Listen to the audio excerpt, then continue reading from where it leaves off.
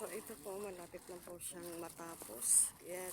So mamaya i-interviewin po natin po yung may-ari po ng Hungerlings, si Kuya Rene. Yan. So mamaya sasamplingan po natin. Sasampling po tayo. Mamaya pagkatapos po nila nito is uuwi na po sila sa Santa Rita. Yan. So yung mga silok yan, yung pinaglagyan po ng Hungerlings. Kailangan po nakasalansan po siya para hindi po siya kalat-kalat at mabilis po siyang bilangin kung totoong 158 po na silopin. So ito po si Kuya Rene ay madami na po siyang suka dito. So tested na po siya. Yan. Madami pa daw. Yan.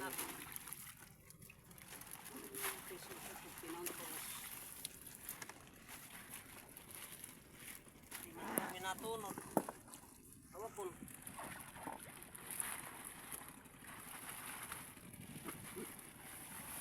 So mamaya-maya ay uuwi na po yan. So okay lang po kahit nahuhulog po yung silopin kasi meron din po siyang oxygen yan.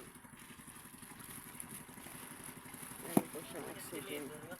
So meron pong tanggal na po ng tali, meron na pong meron din po siyang buhos na lang po dito sa loob po ng cage. Yan.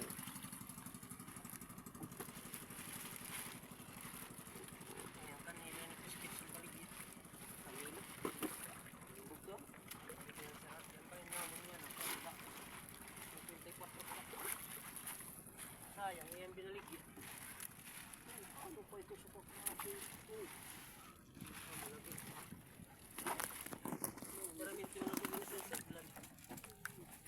Ito umlakon po rin.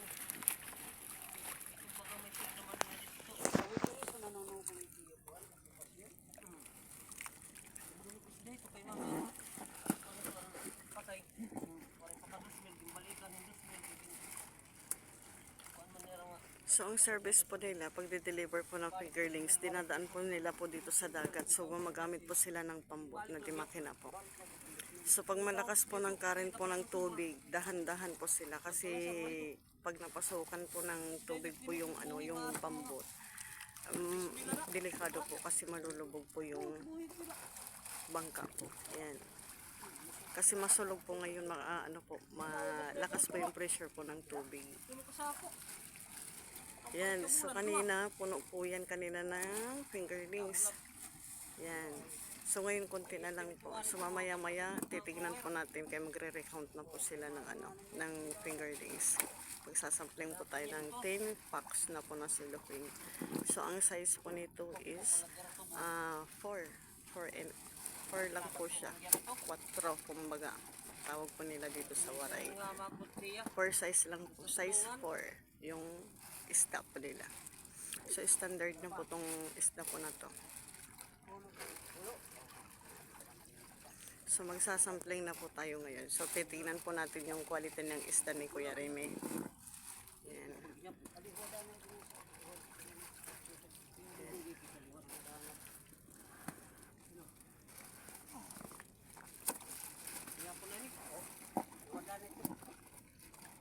Yan.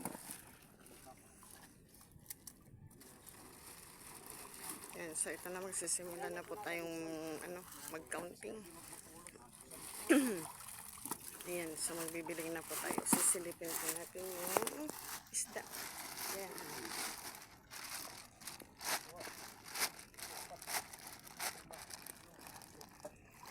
Ayan.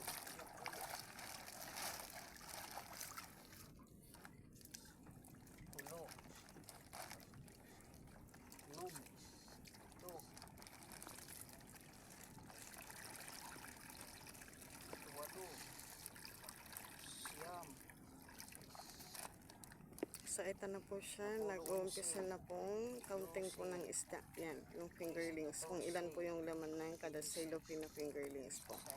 Kasi sabi po nila is 70 daw po yung liga. So ang bilang po kada silopin is 71, 72. So 71 pieces or 72 pieces. Meron po siyang pasobra. So, i-average lang po natin siya ng 70 sa 158 packs na silupin. So, ganyan po yung pagkuha. 30, Oh, yan. 31, 32, Ayan. So, 33, 34, 35, yan. Yan, dalawa po yung nagre-recount po. 27, 28, 39, 40. So, ito na po yung isda. Yan. 7-1. 7-1. So, yung isang silupin po, yung laman is 7-1. So, meron po siyang pasobra talaga. Kasi ang price po ng fingerlings ay 8 pesos. 8 pesos po per piraso po siya. So, bago po nila i-deliver tong fingerlings, kinokondisyon po muna nila ito ng 1 week. 1 week and 3 days po. And then, tatawag na po ito sa mga buyer na okay na po yung isda na condition na. So, kinabukasan, deliver na po sila. Basta nakaprepare na po yung caretaker po ng net na nakalagay na po dito sa fish cage. Yan. 67, 68, 69, 70, 71, Yan. So, nagbibilang po si Kuya Rini, yung may-ari po ng fingerlings po. 75. Yan. So, yung isda po, meron pong malalaki. Jadi, Yung isa po is 67 po. So, dinadouble check po nila yung bilang po ng isda. Okay. So, hindi naman po lahat ng laman po ng silupin is perfect. Kasi nakakalito din po siya sa pagbibilang. Yan. So, thank you so much po. Hanggang dito na lamang po. Please support for my vlog. Thank you for comment, like, share, and subscribe. Thank you so much po.